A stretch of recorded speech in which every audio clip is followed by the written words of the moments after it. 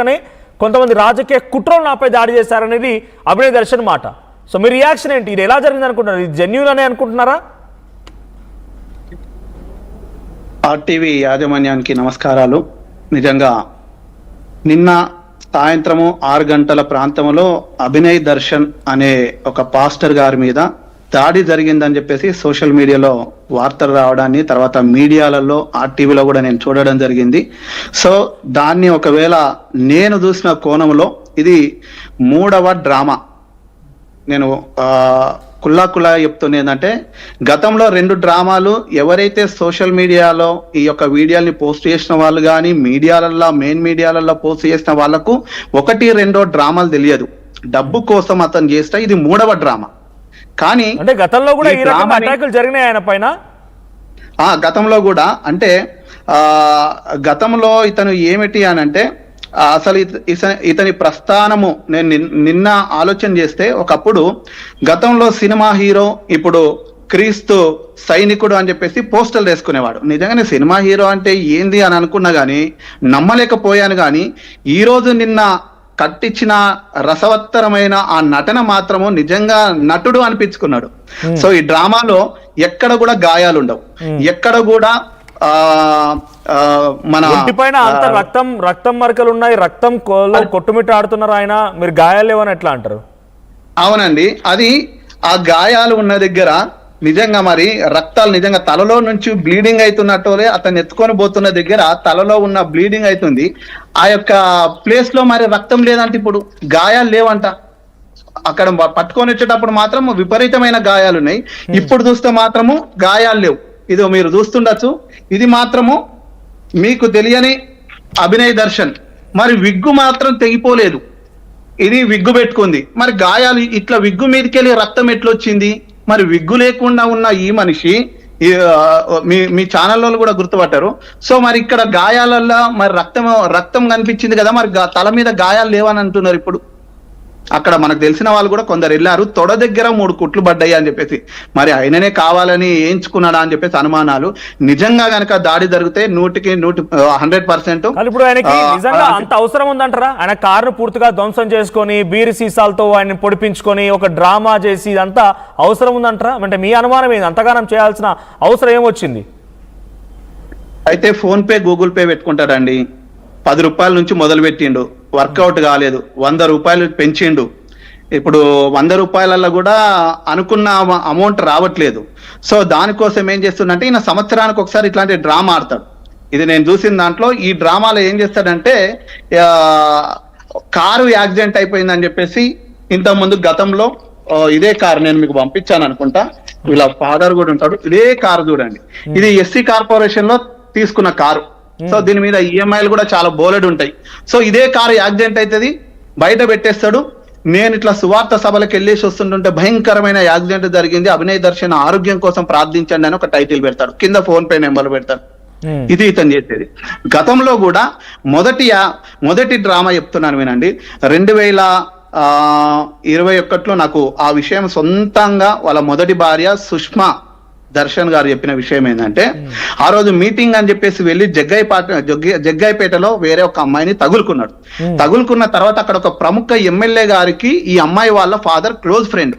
అయ్యా ఇట్లా మా అమ్మాయి విషయంలో పెళ్ళైన కుర్రోడు అభినయ్ దర్శన్ అనేవాడు ఇలా చేస్తున్నాడు అని అంటే, ఆయన దృష్టికి వస్తే ఆయన మనుషులు ఊరంతా తరిమిండు, ఊరు బయట వరకు తరిమినప్పుడు ఆ విషయంలో డ్యామేజ్ చేసి వాళ్ళు కొట్టారు, దాడి చేశారు. దాన్ని తీసుకుపోయి ఆ ఫోటోని తీసుకొని వెళ్ళి సోషల్ మీడియాలో పెట్టి, ఇలా నా పైన నాకు యాక్సిడెంట్ జరిగింది, మీటింగ్కి వెళ్ళేసి వస్తే చేసిందే బేకార్ పని, పెళ్ళయింది, 2 పిల్లలు ఉన్నారు.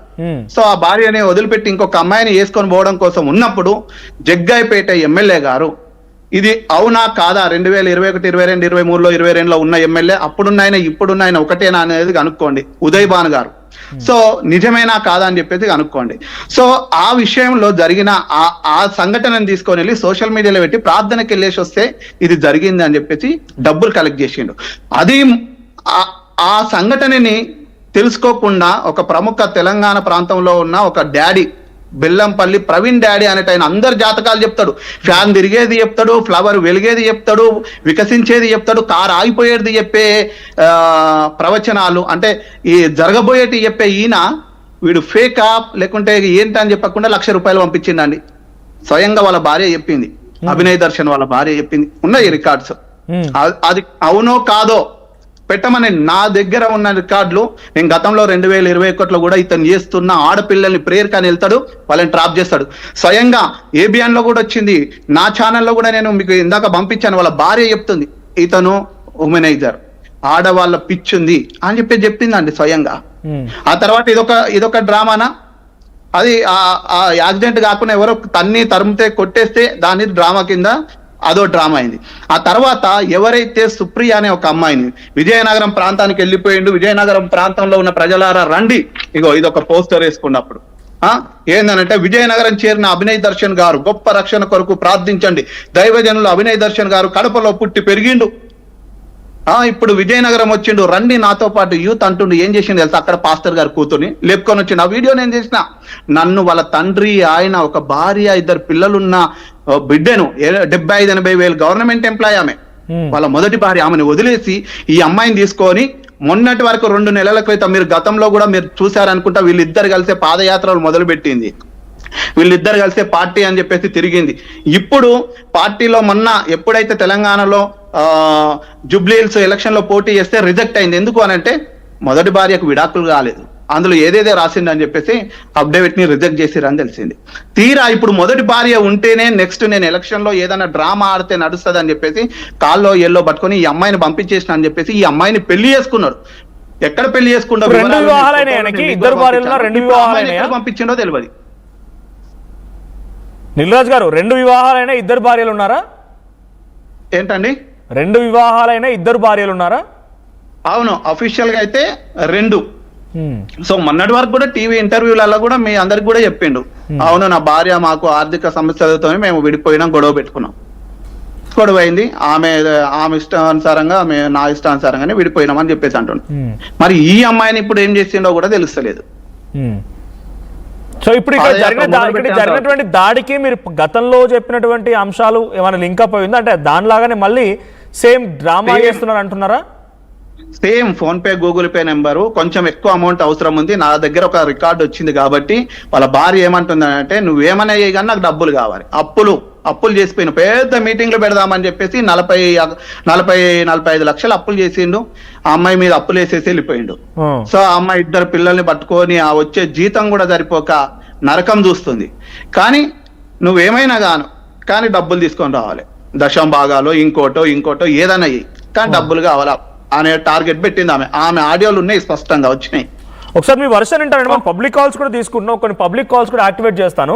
నెక్స్ట్ మీ దగ్గరికి వస్తానండి, లైన్లో ఉండండి జోసెఫ్ గారు, సారీ జాన్ వెస్లీ గారు.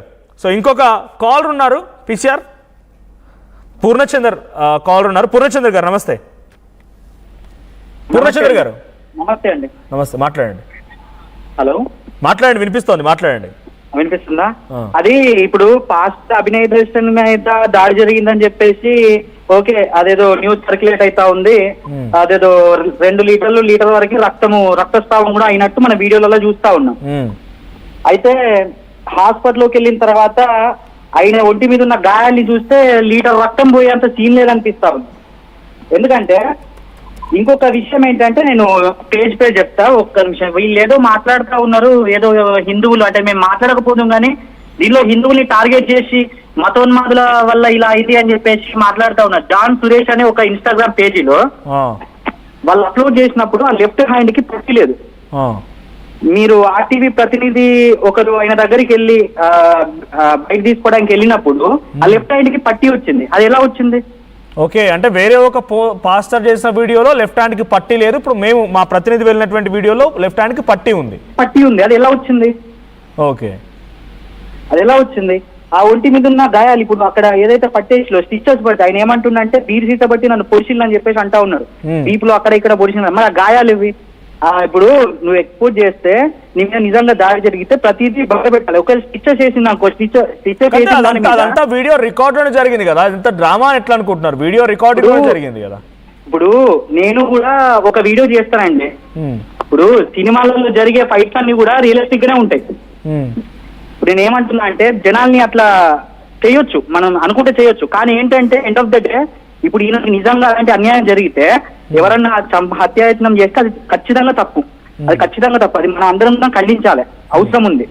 కానీ జనాల్ని రెచ్చగొట్టడానికో లేకపోతే ఇలాంటివి చేస్తే మట్టుకి అది సొసైటీని ఇంకొక తప్పుదారులు తీసుకోబోతుంది. కాబట్టి మనం ఇది కరెక్ట్ అంటే మా మీద నిజంగానే దాడి జరిగింది అని చెప్పడానికి ఏం చేయాలో ఖచ్చితంగా ప్రూఫ్స్ చూపించాలి కదా. ఇప్పుడు ఆ పట్టి ఎలా వచ్చింది అన్న, ఇప్పుడు మీరు చెప్పండి. అప్పుడు లేని పట్టి ఆర్టీవీ ప్రతినిధి వెళ్ళినప్పుడు ఇప్పుడు లెఫ్ట్ హ్యాండ్ కి పట్టి ఉంది. ఇప్పుడు మీరు ఏమనుకుంటారు చెప్పండి? అంటే లైవ్ లో కొన్ని వీడియోలు చూసాం కాబట్టి నిజంగా అటాక్